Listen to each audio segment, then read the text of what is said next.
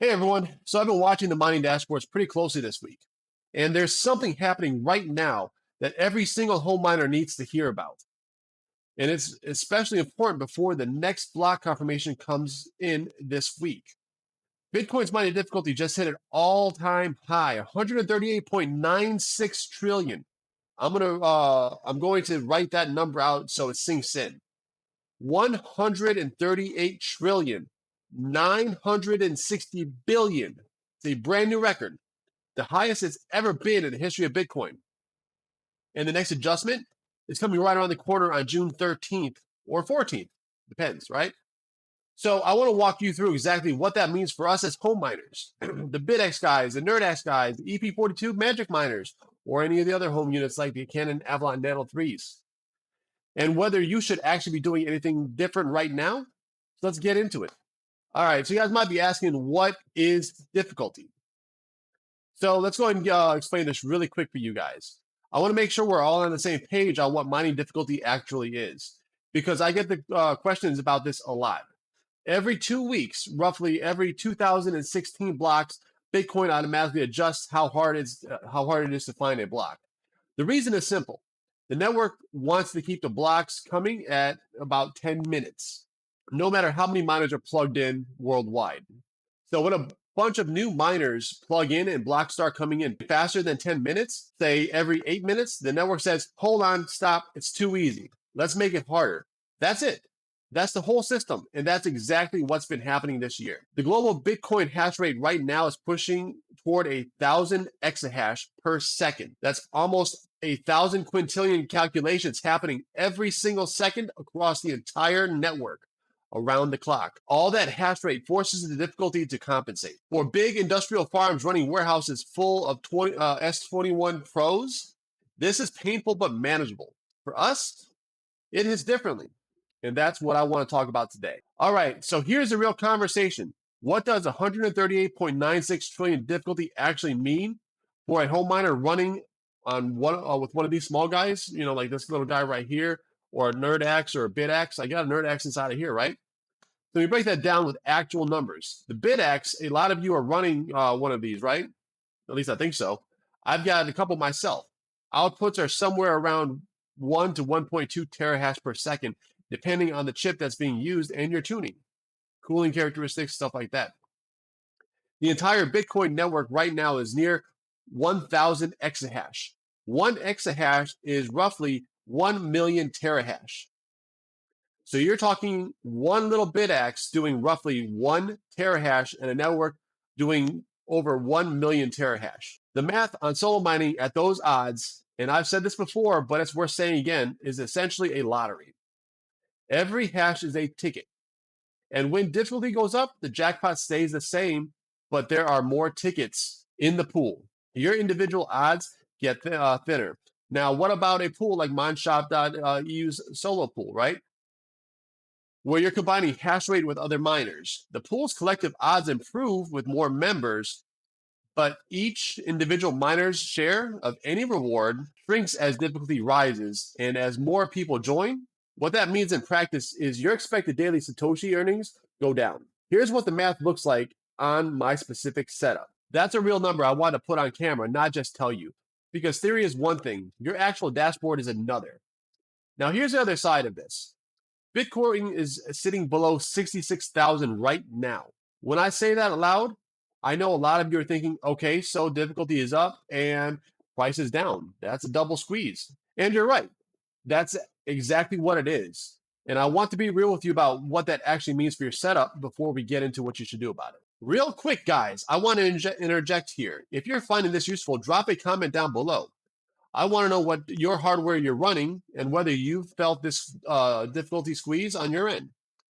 All my referral links and discount codes for hardware are in the description down below. And I've got mineshop.eu, I got Jingle Mining, I got Magic Miner, I've got my Amazon links. They will save you a couple bucks, except for the Amazon ones. They do help out the channel, and it's greatly appreciated. All right, let's jump back into it. All right, so I want to break this down into 3 groups, because the honest answer to what you should do is genuinely different depending on where you're at. And I've seen questions from all 3 of these types of in the comments lately. The first type, You're running one or two small miners like a Bitaxe, NerdAxe, these little guys, right, that don't have a lot of hash power. And you're doing it primarily for the experience, the education, the fun of participating in the Bitcoin network, not to replace your income. For you, honestly, nothing changes. Keep running. The lottery ticket framing still holds. You're not paying industrial electricity bills. The cost difference between running your little guy and not running it is relatively small compared to the value of the experience. The on-chain participation and the sats you're stacking regardless, stay in it, track your accumulation, compound when you can. The second type, or type 2, you're running a medium level home setup, something like my new miner that I got from eBay, which, by the way, I've got that guy's referral link down in the description below if you wanted to get a custom 50 terahash home miner that's ultra quiet, or a Canon Mini 3 or FluMiner T3. Those are what you would have for type 2, or a stack of small units. And you've done the math, and you need the earnings to justify the electricity cost. For me, my electricity cost right now for the summer months from Memorial Day to Labor Day has skyrocketed. But before that, it was roughly 22 cents per kilowatt hour, which is what I'm dealing with here. This is more nuanced. At current difficulty and at BTC below 66K, you need to run your specific hardware numbers and be honest with yourself about where you land. The thing I want you to take away from this is know your number. What is your BTC price at which your setup tips from profitable to a loss? Have that number ready before you need it. Number 3, the third type. You're thinking about buying new hardware right now. Why? Because you've seen some discounts and you think this is a good entry point. This is the one I want to address directly because I get questions about this every time difficulty spikes. I'm not going to tell you what to do with your money, but I will tell you what I am personally doing. I am not buying any new hardware right now, and here's my reasoning. When difficulty is at an all-time high and the price is suppressed, that's not a buying pressure moment for me. That's a patience moment. The thing I'm watching most closely is that June 13th adjustment. If we see a downward movement, meaning some industrial miners powered off and the network gets a little easier, that's actually a real improvement signal for home miners. If it goes up again, we deal with that. But either way, I'll be covering it. So subscribe to catch that update. So is this difficulty milestone the end of home miners? I don't think so. And here's why. Every single time difficulty has hit a new all-time high in Bitcoin's history, people said, it's over for the small guys. And every time some industrial miners powered off, difficulty adjusted downward, and the people who stayed in got a better deal for for the next 2 weeks. The network is cyclical. The big miners are feeling this too right now. Main miner revenue hit over $1 billion, and then hash price dropped nearly 18% in the same month. This is a squeeze cycle, not an extinction level event. The real question is whether your specific hardware at your specific electricity rate is worth running today. That answer is different for everyone. I've given you the framework. Run your own numbers. All the tools you need to do that are in the description down below. I've got a follow-up video coming later on this week, specifically tracking what happened to my MineShop solo pool stats right around this adjustment with the actual live numbers from my dashboard. You're going to get real data, not projections. Subscribe so you can catch that when it drops. All the links, hardware stores, pools, links, exchanges, referrals, everything in the description down below. Use them if they help you. They help keep the channel going. Let me know in the comments down below. What hardware are you running right now?